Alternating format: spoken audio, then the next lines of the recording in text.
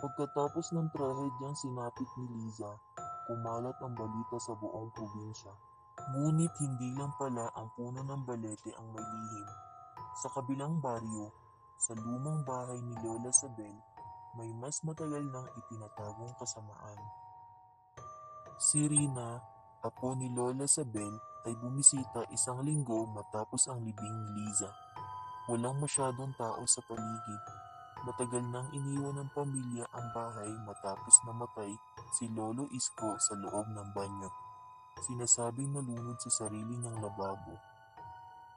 Pero si Rina, curious, gusto niyang silipin muli ang bahay ng kanyang kabataan.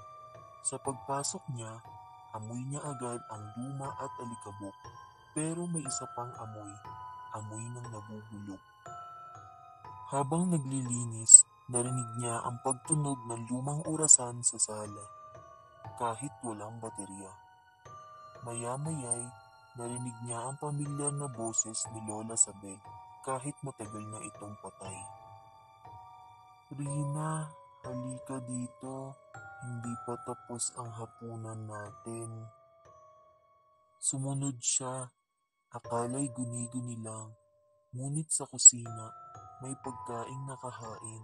Mainit pa at may 3 plato. Isa para sa bata, isa para sa matanda at isa sa kanya. Pagtingin niya sa bintana, nakita niya ang refleksyon ni Lola. Nakatayo sa likod niya, hawak ang matulis na tinidor.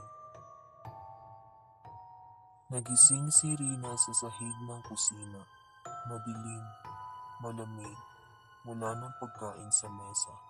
Ngunit sa kanyang braso, may 3 marka ng kuko.